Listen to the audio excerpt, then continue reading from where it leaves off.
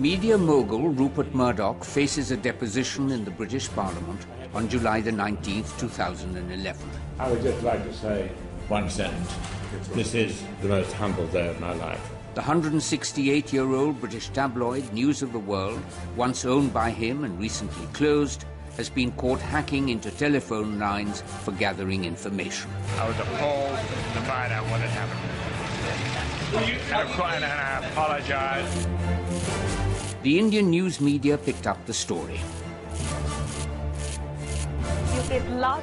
Every news channel went out of its way to showcase the criminal depths to which journalistic ethics had fallen. The world's most powerful media mogul is being interrogated literally in the gaze of the entire universe. Is this the hubris of one man? Is it a larger issue on media ethics? For anyone interested in the business and ethics of news, this has been a remarkable week. A scandal that has left the United Kingdom shaken at the way its national media works. And if you ask me, Rajdeep, Rupert Murdoch was lying through his teeth. This spurt of enthusiasm by the Indian media for the unacceptable behaviour of some British journalists was curious, especially when considered in the light of its own credibility, which has been questionable for some time. He's raised fundamental questions that go to the core of journalism as well as media ownership. April the 1st, 2010. It's Judgment Day. A report is awaited,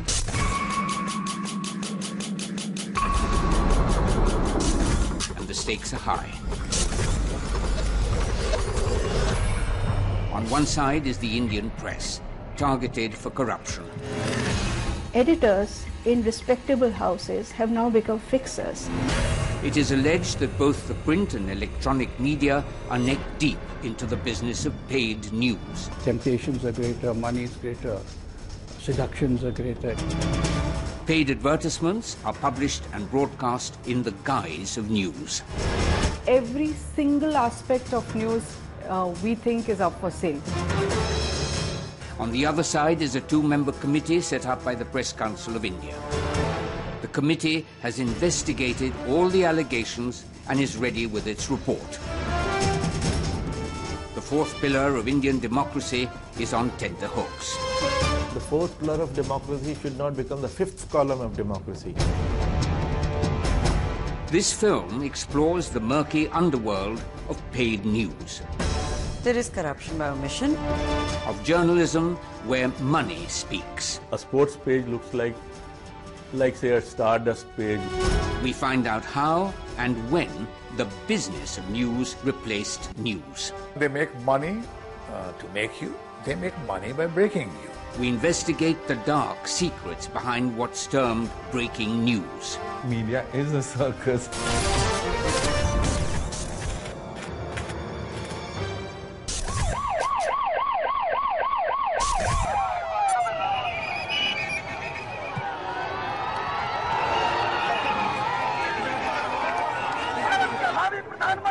In April 2011, 4 states and 1 union territory elected their governments.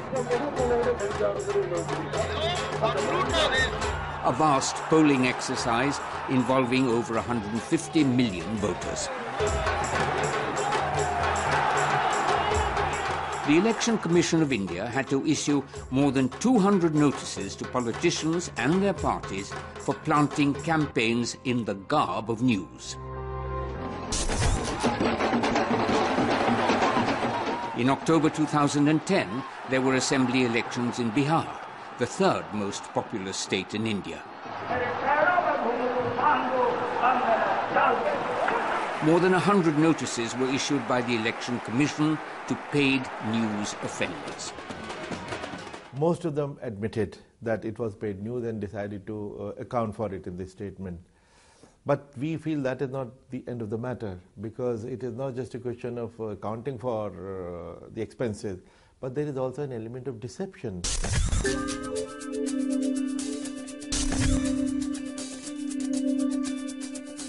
In October 2009, Maharashtra went to the polls.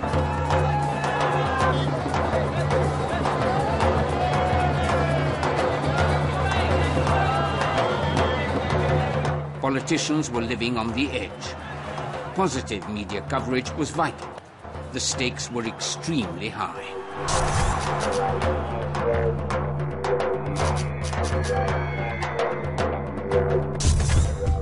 A media house had a business proposal.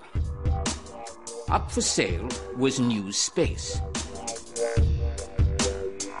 20 lakh rupees or 40,000 US dollars for 15 days of general coverage. 15 lakh rupees or 30,000 US dollars for 10 days. For exclusive coverage, the rates were higher. 25 lakhs or 50,000 US dollars for 7 days. 22 lakhs or 44,000 US dollars for 4 days. And for a fixed price, exclusive interviews were assured. There was also a flexi-pay offer, 50% cash and the rest by cheque, or 100% in cash. If this sounds like fiction, look at the bare facts.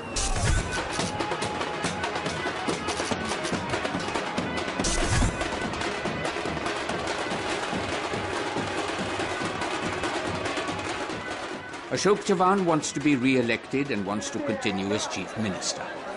72 hours before polling began, 2 news articles appeared in 2 rival dailies of Maharashtra, Lokmat and Maharashtra Times. The articles in both newspapers were identical, and both paid glowing tributes to Ashok Chavan. 3 days before, the same article had appeared in another Marathi paper, Pudhari. The same article with 3 different bylines. Was it a case of 3 minds thinking alike?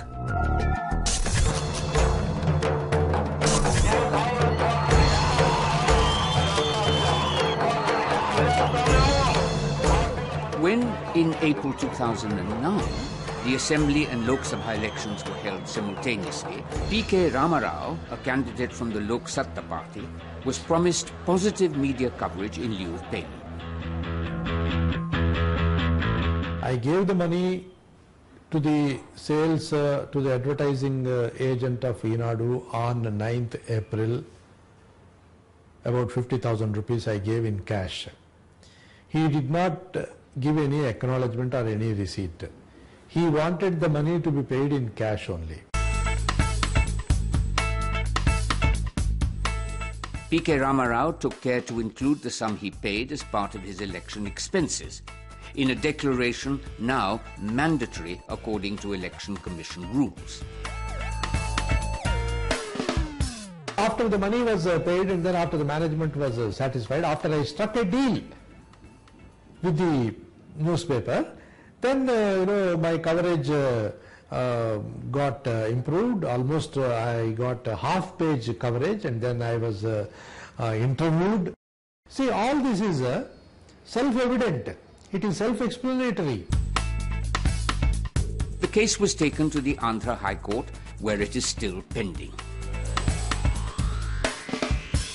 As a newspaper or a channel, especially in the interior areas, mufassal areas, are identified with a particular party or a particular candidate.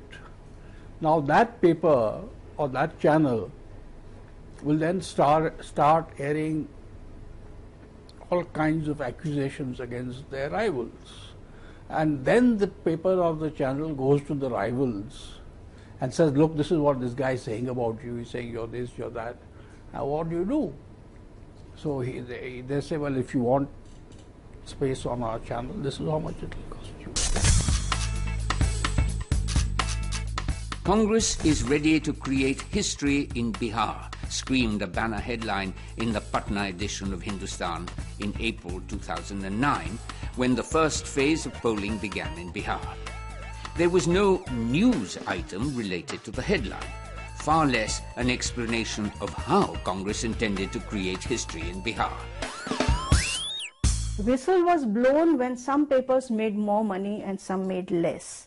So those who made less money then started whispering among themselves about how some others were making a lot of money. And then, of course, the English media picked on it and made it an exclusively vernacular issue, which is also not correct. Vernaculars have the largest reach and therefore they were very visible. But major English language dailies have been smoking a peace pipe with corporates and also with major political parties for a long time.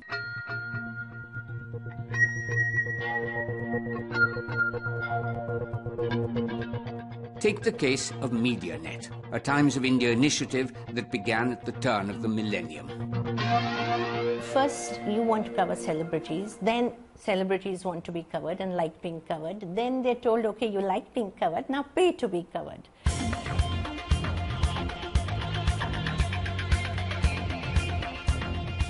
I mean, that's what the Times Group did. They said, why are we carrying so much PR stuff? Let's get them to pay for it. And that's how you had this company called MediaNet that was created. What started with page 3 has now spread to other pages. The regional media has followed the trend set by the national media.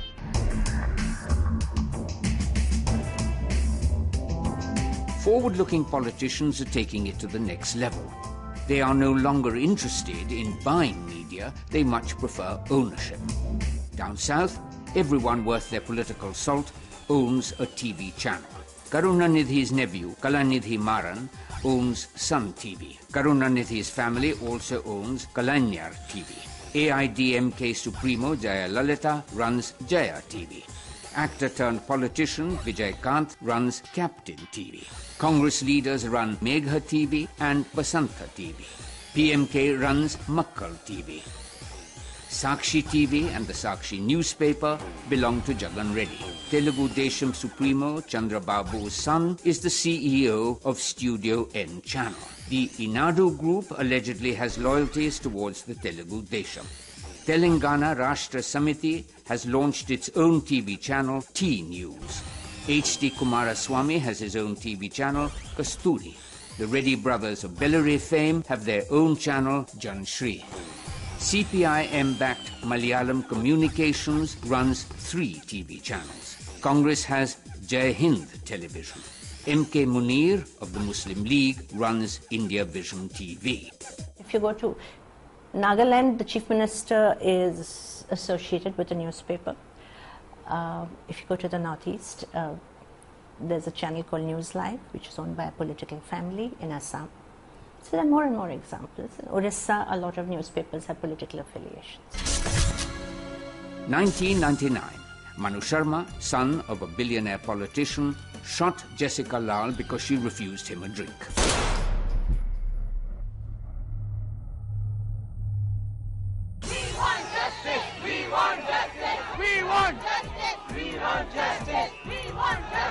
After years of a long trial, Manu Sharma was sentenced to life imprisonment. In 2008, the Sharma family launched media companies.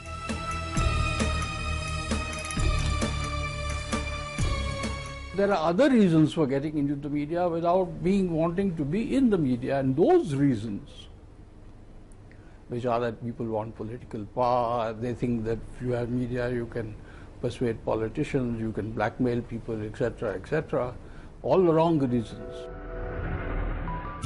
India News was a weekly launched by the Sharmas.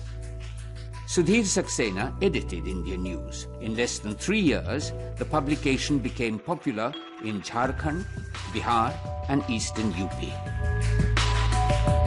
But the weekly's popularity wasn't enough. प्रबंधन की ओर से लगातार ये दबाव बनाया गया कि मैं पत्रिका को ब्रेक इवन में लाने के लिए विज्ञापनों के रूप में मैनेजमेंट को सहयोग दूं, और बाद में तो बहुत स्पष्ट रूप से कहा गया कि आप प्रति माह लगभग 5 लाख रुपए के विज्ञापन लाके मुझे दें ताकि पत्रिका ब्रेक इवन में आए, अन्यथा पत्रिका को बंद किया जा सकता है. Sudhir Saxena was not prepared to play ball. एक संपादक का विज्ञापन प्रभारी या विज्ञापन के प्रतिनिधि के तौर पर अवमूल्यन मुझे कतई स्वीकार्य नहीं था. इसीलिए अंततः मैंने बाध्य होकर 30 मार्च सन 2010 को वहां से इस्तीफा दिया.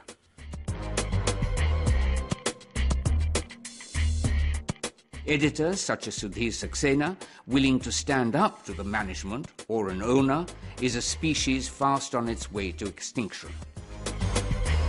you control the editor and you virtually control the paper. And so I keep hearing from younger people how editors in respectable houses have now become fixers, in that they actually travel location to location, meet up with the local government officials and solicit Department of Audiovisual Publicity, DAVP advertising, and make sure that it is in substantial amounts, and 3/4 of their work, when they are not working as editors, goes in chasing these. And in this, the stringers are great help to them. Then the MLA's champu comes in handy. फिर वो MLA साहब से कहेगा कि sir जी ये अपने संपादक जी आपसे मिलना चाहते हैं, 2 मिनट के लिए इनको चाय पिला दीजिएगा. इनबॉक्स संपादक जी, MLA विल से कि ये लड़का कह रहा था कि आपके यहाँ सब एडिटर की जगह खाली हो रही है, क्या इसका कुछ हो सकता? हाँ जी जरूर देख लेंगे, वो जरा सा DAVP ऐड की बात थी. हाँ सर जी हम देख लेंगे. Kurukshetra, a town in North India, is where the epic battle of the Mahabharata was fought. Here we met Rakesh Sharma, who has taken up arms against all the powerful news media. हम पैसा लेकर खबर छापते ही नहीं, हम पैसा लेकर खबर रोकते भी हैं. From 2002 to 2010, Rakesh was a correspondent with India's leading vernacular daily Dainik Jagran. During his stint with this paper, Rakesh covered 2 parliamentary and 2 assembly elections. Like most journalists today, especially those in the more remote parts of India, Rakesh's job was not restricted to merely being a reporter. कायदा हमें ये target दिया गया था कि आपको इतने पैसे का चुनावी समाचार लेके आना है, चाहे वो आप विज्ञापन के उसमें लेके आए या चाहे आप उसका समाचार छापिए, कि आपको इतने पैसे का अरेंज करना है. मेन वाइली ये कि जो हमें सैलरी दी जा रही है उसका 10 गुना तो हमें वापस संस्थान को करना ही करना है, तब भी तो हम नौकरी कर पाएंगे, अदरवाइज बहुत मुश्किल है. सर्वाइव करना बहुत लंबी लाइन है.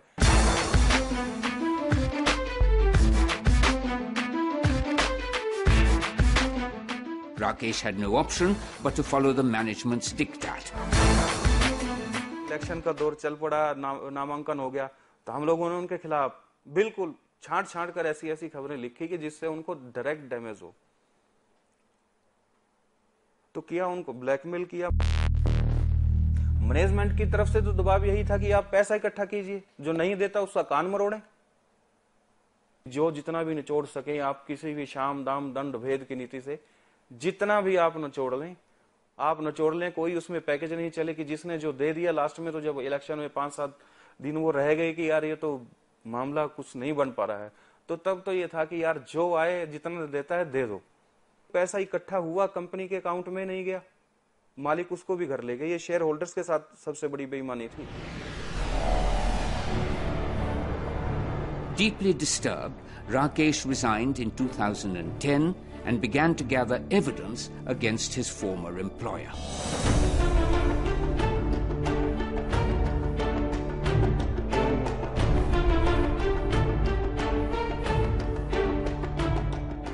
दो लोगों के विज्ञापन गए 8x8 के इनसाइड पेज, मतलब वो खबरें थी. मैं इवन आपको फाइल नंबर बता देता हूँ. 7i मेरे लॉगिन से 7i फाइल थी, 5c फाइल थी. ऐसे ही 22 तारीख को ये 3b file, 7i file, 17/8 back page 19,176. और ये दूसरे पार्टी का पॉलिटिशियंस का तो मैं क्या नाम लूँ, ये बेचारे ये तो खुद ब्लैकमेल हो रहे थे. 7i फाइल गई है 8x8 में, बैक पेज में छपा है. इससे ज्यादा चुनाव आयोग को मैं कहता हूँ, मैं आपको ये डिटेल दे रहा हूँ, चुनाव आयोग को ये डिटेल दे रहा हूँ, प्रेस काउंसिल ऑफ इंडिया को ये डिटेल दे रहा हूँ. मैं अपनी तरफ से पेपर प्रोड्यूस नहीं करता, मेरे पास हैं, मैं वो पेपर निकलवा दूंगा. आप अखबार के मालिकों से मांगिए ना कि आप इस तारीख के पेपर ला के दिए, आप उनसे पता करें कि इन पार्टियों का विज्ञापन छपा है, ये पेड न्यूज छपी है या नहीं छपी. This is the story of one edition. Dainik Jagran has 37 editions spread across 11 states in India. कहना नहीं चाहूंगा, ऐसे लोग देखे हैं कि मालिक को देख के जब वो पैसे की और इसकी बात होती थी, उन लोगों का इतना कहते हुए भी मुझे अच्छा नहीं लग रहा कि क्या कहूँ उन लोगों का, क्या हालात होती थी उनकी, कि उनसे अच्छा तो कि साला एक गली में बैठे हुए आप अपने घर के सामने बैठे हुए कुत्ते को लात मारोगे, वो कूं करके आपको भौंकेगा। तो उनको तो जितनी मर्जी लाते मार लो, भौंकने वाले क्या बोलने वाले भी नहीं है ये लोग, सिर्फ तगमा लगा रखा है, बने हम एडिटर हैं, हम ये हैं।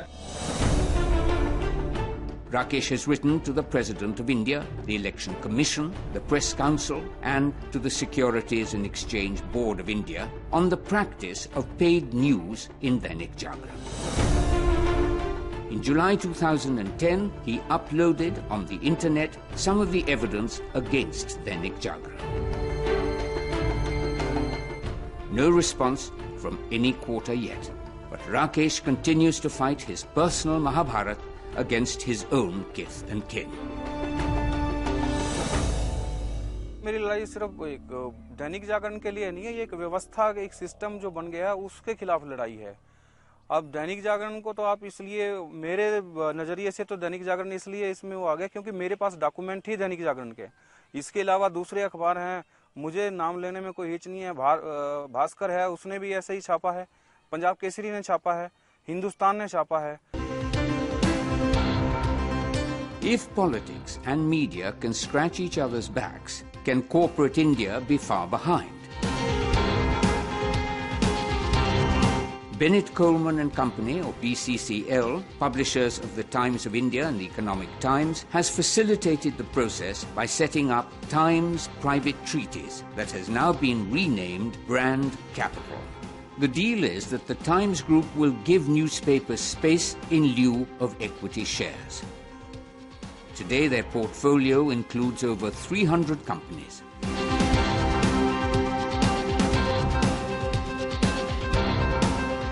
No wonder Brand Capital is a business model that has lured a large number of other media houses.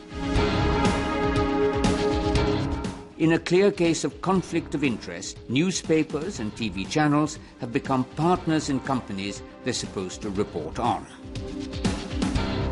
For instance, the Anil Ambani Group that promotes Reliance Capital has investments in Network 18 that operates CNN-IBN, IBN7 and CNBC TV18. The TV Today Group, which operates Aaj Tak and Headlines Today. UTV Bloomberg, the business news channel. The Anil Ambani Group also runs a mutual fund called the Media and Entertainment Fund. Its top 10 holdings include the Sun TV Network, Jagran Prakashan, and HD Media or Hindustan Times Media. The role of corporate houses and their ability to control the media needs to be looked at very seriously. Yes, if a corporate house has a very large stake in a media company, naturally the corporate house is not necessarily doing it for journalistic purposes and will thereby exert certain control over the media house. You know, there's so many multiple ways in which today business is negotiating and in bed with media houses, as in media ownership. And I don't think there is any independence anymore. Every story is evaluated by whether it hurts our business interest first, or then second, whether it hurts any of our big advertisers. The stock market represents the aspirations of a growing economy. No wonder every news platform offers stock-specific programs. The bonus comes in the form of free advice to the investor. Welcome to D Street ka Dawn, dosto. Sit back and enjoy your money. Stock 2020. हमें है आपके पैसों का ख्याल. Let me give you a couple of names that you should look at.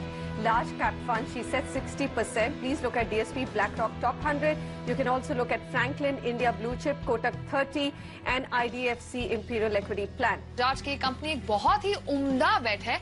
Take this advice at your own risk, says the Ministry of Corporate Affairs. आज फिर कहता हूँ, जमशेदपुर में रह के you must buy Tata Steel. और इसके अलावा आपके पास कोई चॉइस नहीं है, क्योंकि मैं आपको बड़ी अच्छी चॉइस दे रहा हूं. In July 2010, the ministry published a guide to the capital market. It cautioned investors to beware of the media, especially the stock-specific advice given on the electronic media. It warned that in reality, many of these advisors have vested interests. It warned people not to get carried away with news reports about the financial performance of companies. Yet companies use every trick in the trade to sustain high share values in order to retain their worth in the capital market, and the media appears to be more than happy to be a willing partner. On June the 18th, 2010, Mukesh Ambani's Reliance Industries was holding its AGM. The media was abuzz with speculation that his estranged brother, Anil, might attend the AGM and broker a reconciliation. The speculation turned out to be no more than speculation. Anil Ambani did not attend. Where did it come from?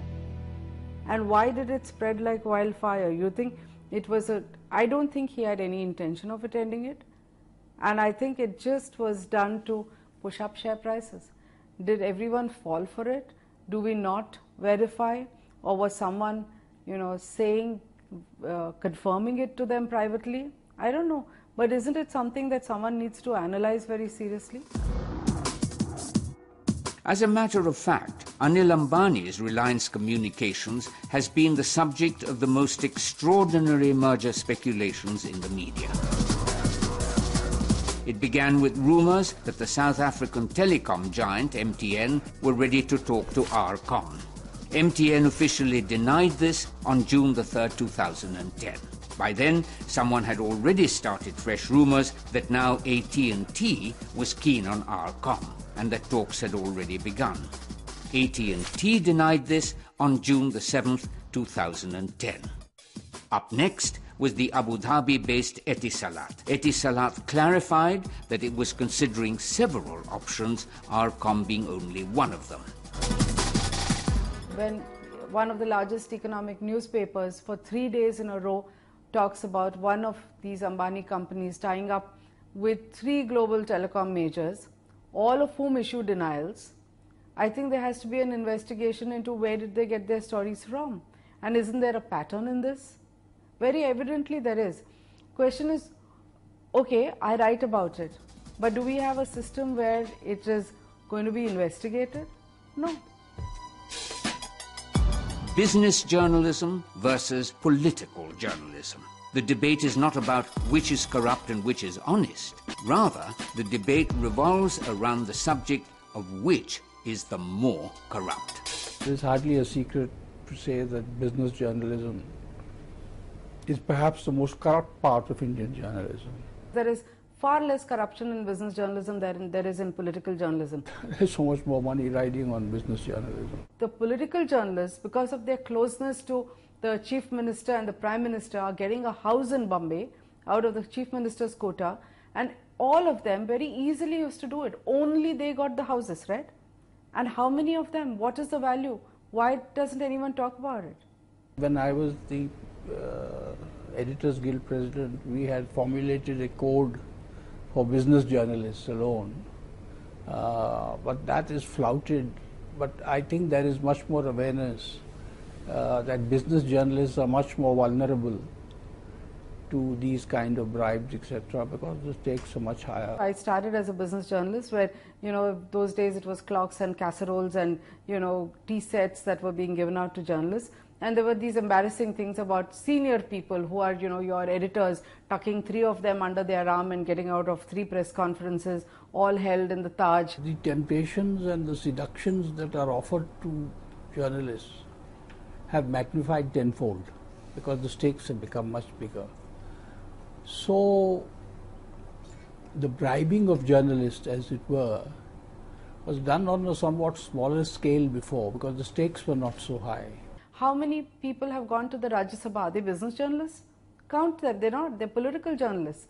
And when they become editors, their entire focus is to get, whether it is the awards or then land up in parliament. How many of them have become full-time politicians? They were all journalists. So were they ever fair? How did they build up this rapport? Unless they were so close and projecting a certain ideology or whatever, they wouldn't have been absorbed at the senior most levels in political parties. When journalists have ambitions that go beyond journalism, when they have political ambitions, when they want to become members of parliament, or when they want to be power brokers, that worries me, and that in a sense reduces the credibility of this profession even further. Big money rides on films. Big money calls for big publicity. The media is in no mood to let go of this opportunity.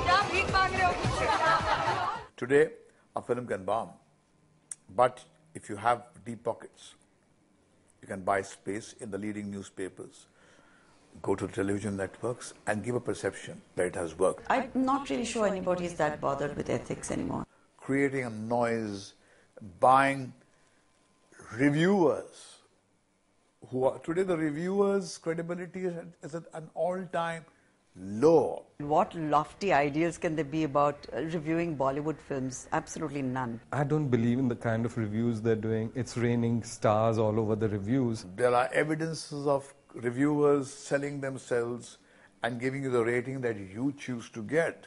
And those ratings are flashed on the hoardings and flashed in the newspapers as evidence of the product being first rate.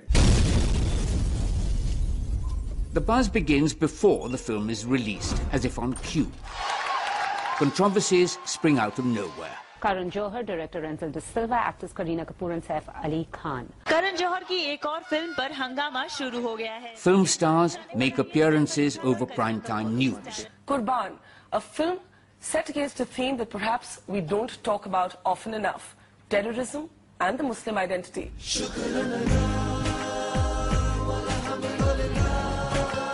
Issues related to the film are discussed by credible news anchors in all seriousness. You were finding it hard to defend that behind every detonator there was a Muslim. That's right. Everything is a deal. Money has been exchanged. Today, you don't get what you deserve, you get what you negotiate. Just before the release of the film Three Idiots, Vidhu Vinod Chopra had a much publicized breaking news spat over credits with writer Chetan Bhagat. No, I'm asking you, have you read the book? No, you have not read the book. No, you have, so shut up. उन्होंने क्यों बोला ये media में जाके कि ये film बिल्कुल अलग है? Amir Khan travelled incognito across the nation.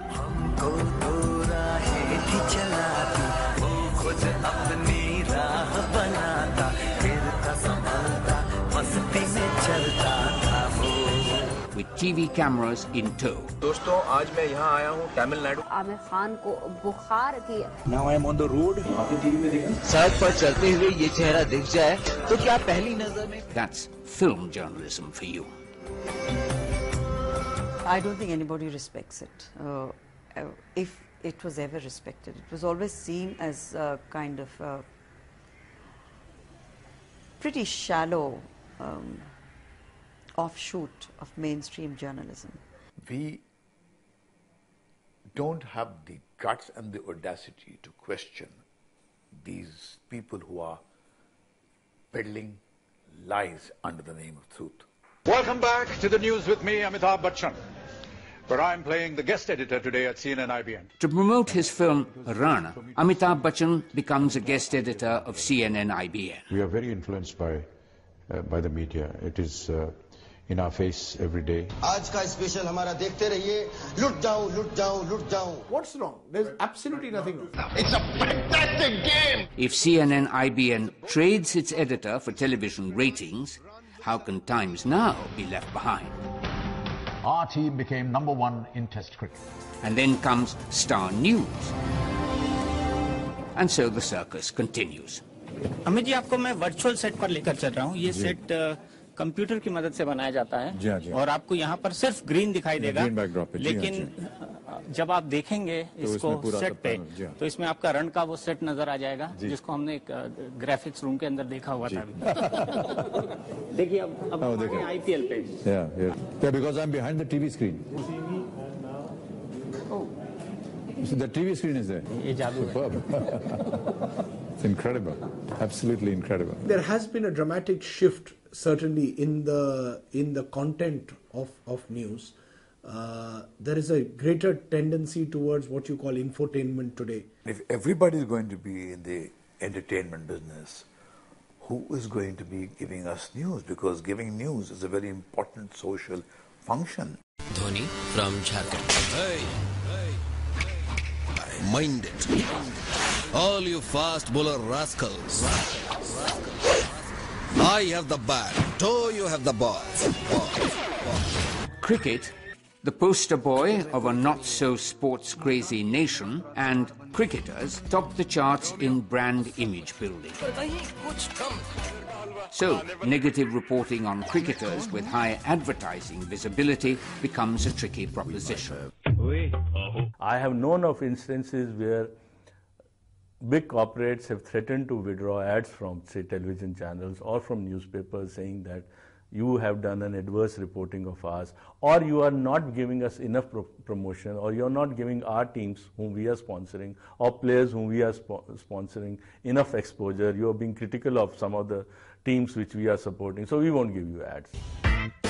Not to crack under that pressure is very difficult. Either you give up or you become part of them.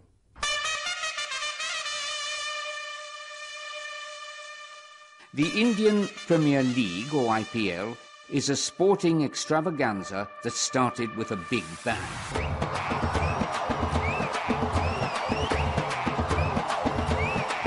With millions of dollars at stake, it continues to make very big sports news everywhere.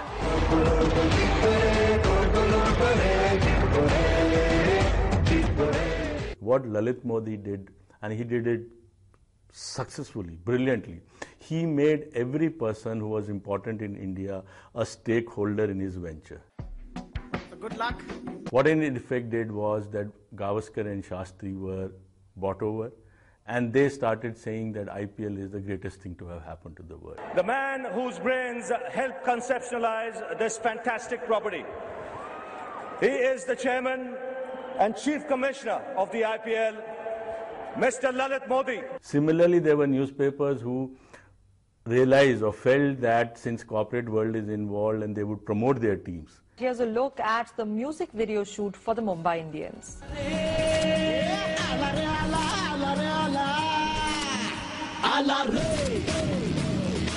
It was a different experience, but I enjoyed it. It was nice. This advertising money, where will it go? It will go to print, it will go to television channels.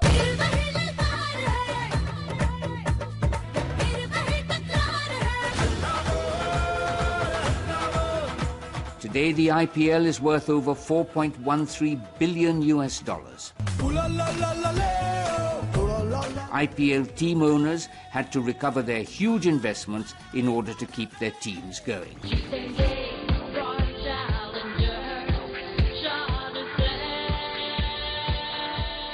Investments, everyone was aware, by every individual who have bought the teams are so huge that they are going to take another 5-6 years to recover that money. $200,000 is $350,000, $450,000, $500,000, $600,000, $720,000, $730,000, $750,000 is big.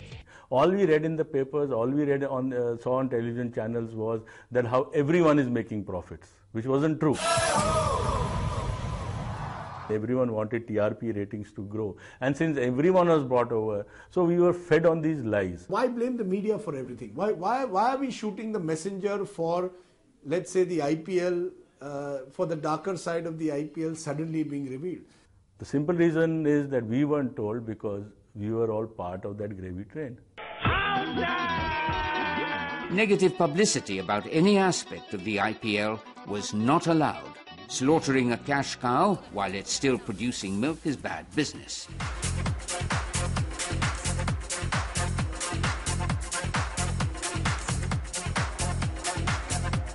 The IPL parties, which became such a controversial issue.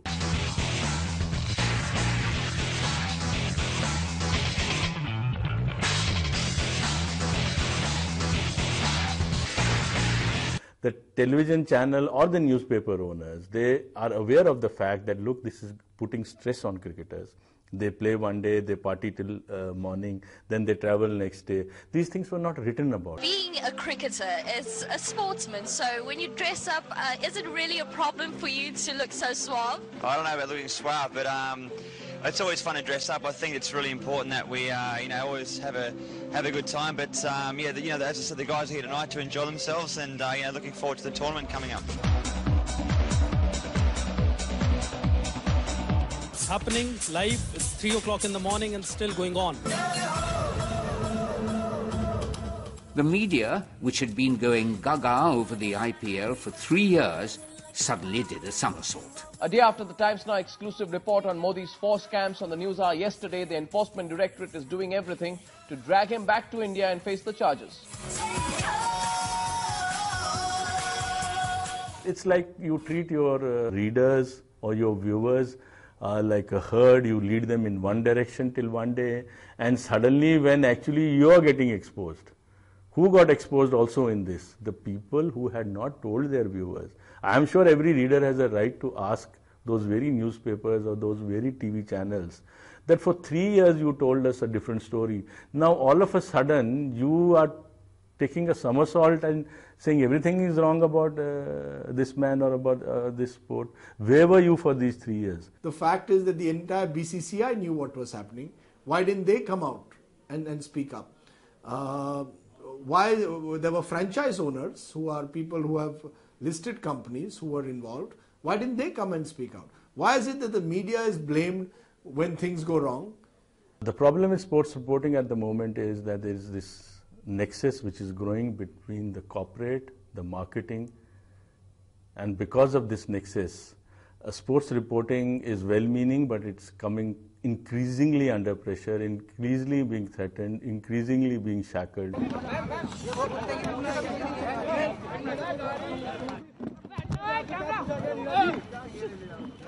The decade that began with the rise of the questionable media net ended with the media's role in Radia Gate. It all started in 2009 when the Income Tax Department tapped a corporate lobbyist, Neera Radia's phone. The explosive content was leaked to the media. Skeletons began to fall out of many cupboards. In May 2009, election results brought the UPA back to power. The DMK was an ally. When it was time to slice the cabinet pie, Neera Radia negotiated for DMK aspirants including A. Raja and Karunanidhi's daughter, Kanimoi.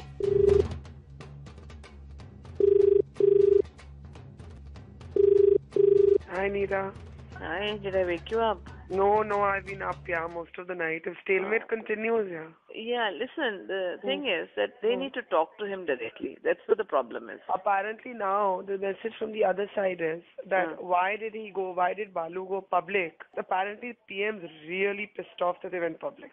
But that's Balu's doing, na? He was not instructed by Karunanidhi to do that, actually. He wasn't? He was told to come away and tell Congress that. And he went public, and this well, is the really media was standing outside. Oh God! So now what? What should I tell them? Tell me, what should I tell them? I would like to see greater evidence of the political party having been approached, having been spoken to, having been influenced. If there is evidence of that, the journalist must be held accountable for that.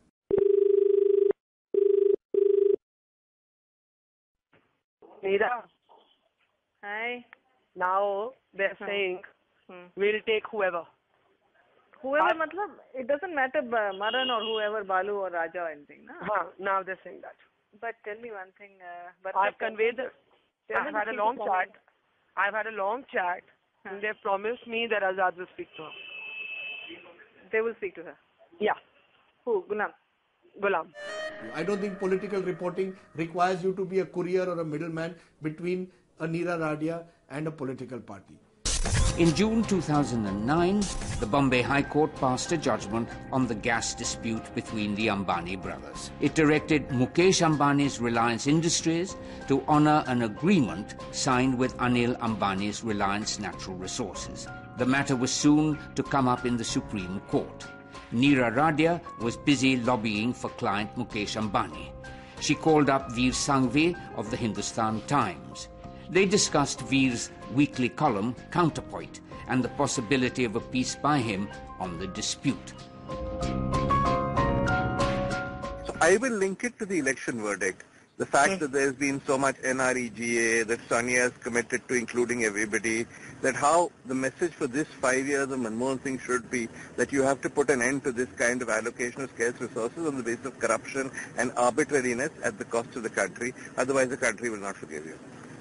Yeah, but Veer, you have to keep in mind that the fact that he's been given the gas field by the government to operate, he spent $10 billion on it. Okay. Anil Ambani is getting the benefit of without spending a cent so on I'll it. make those points. No? Yeah. So I'll make those points. The people, because the system is so corrupt and open to manipulation, by manipulating the system, by not paying anybody, you can get hands on resources. Therefore, the only way Manmohan Singh hopes to survive is to get a handle on the resources and have some kind of way of allocating them that is transparent, fair, and perhaps done by him. But there you'd be attacking Mukesh only, no? Why? Explain that. You see, because resource has been allocated to Mukesh. So what point do you want me to make? Namaskar. मैं हूं प्रभु Chawla. Prabhu Chawla, editor of India Today magazine, also provided Neera Radia with insider information. Judgment was coming. I wanted to forewarn him. कि judgment से खिलाफ आ रहा है? हाँ, arrogant है ना उसको तो अब क्या करें? उसकी arrogance दोनों भाइयों की समझ में नहीं आती मेरे को. Prabhu, tell me one thing. Judgment is fixed, right? देखो, in this country दोनों साइड में fix करने की capacity है. हाँ. But the way he's going about the Supreme Court is not. I won't give you anything more than that. It's not the right way. No, not the right way. Matlab, you're saying that he's going to Supreme Court. He shouldn't go to Supreme Court. No. The way he's going to Supreme Court. One after another, the skeletons kept tumbling out. Paid news at its sublime best, now exposed. The news media had no option but to try and come clean. Indian journalism has faced its toughest crisis. Serious allegations of wrongdoing have been leveled against marquee editors. All three journalists were given a platform to defend themselves on TV. I wish to God this had never happened. If I could do it all again, I would obviously do it very differently. I had no idea when I was talking to a source that the process of massaging a source would be secretly tape recorded. She was giving me useful information. When I look back with hindsight, with everything that one knows about her, I feel that I made an error of judgment. But I feel that that is the most that I can be accused of in this, because I actually did not pass on any message. Yes, if you have an evidence, I am accountable to my viewers and readers. But if we go to the editorial role of every editor in this country, from M.J. Akbar, from Mr. Ram, from Mr. Veer Sanghvi, Mr. H.K. Dua, and whatever, you will find all of them advising role, exchanging dogs, and whatnot. We hope this will answer the questions you have. Based on the actions of a few. If there are a few people out of line, if there are a few people who have acted in a manner which is not appropriate for a journalist, inappropriate behavior, they must be held accountable for the same. But don't damn this entire profession. Anything that might hurt the business interests of large media houses usually gets gagged before it's allowed to do any damage, like the much-awaited Press Council report. The two-member committee, set up by the Press Council, did submit its report. There was no formal voting, only an informal show of hands. A thin majority of the members of the Press Council who were present on the 26th of July decided not to disclose the full 71-page report of the subcommittee, and instead that document has been placed on record as a reference document, though not on the website of the Press Council of India. And what was given was a 3,600-word report which took out largely the recommendations and the observations that had been made towards the end of the 36,000-word report. The report recommended that news should be clearly demarcated from advertisements by printing disclaimers, that it should be mandatory for all candidates or political parties to fully disclose their equity stakes and/or financial interests in newspaper and/or television channels. It also recommended that media organizations should refrain from the practice of engaging stringers and correspondents who double up as agents collecting advertisements. The report was scuttled by a handful of proprietors. The report was not scuttled by journalists. The Press Council of India's limitations have been exposed. The Parliamentary Standing Committee on Information Technology has invited comments from stakeholders, professionals, experts, organizations, associations, and from the public in general on various aspects relating to paid news. Is this yet another effort designed to die a dusty death, like the Press Council report did? We don't know yet. Evidently, the debate on paid news has died down. But does that mean that the menace of paid news has ceased to exist? The Election Commission of India is now gearing up to deal with paid news. Recently, we had a case from UP where a candidate was found exceeding the expenditure and not submitting the account as prescribed by the Election Commission, and also where it was proven that she had indulged in paid news. She was disqualified, and we feel that this should be a deterrent to future defaulters. We have recommended to the government that paid news should be declared an electoral offence and a criminal offence, which should carry a punishment of at least 2 years of imprisonment. Meanwhile, Prabhu Chawla left India today and moved on from conducting Seedhi Baat on Aaj Tak TV channel to Sachi Baat on Inadu TV. He now conducts Tikhi Baat on IBN 7. Veer Sanghvi has a new designation befitting his stature. He is now Advisor, Hindustan Times Media. And of course, the buck continues to stop with Barkha Dutt on NDTV. Good evening and welcome to The Buck Stops Here. I'm Barkha Dutt. It seems that paid news is no longer a cancer in the system. It has taken over the whole system. The media is expected to carry news on social and political malpractice. In order to play this role of watchdog and carry out its duties as the fourth pillar of democracy, isn't it crucial that it first puts its own house in order? Now, that's one question that will never make it to the headlines.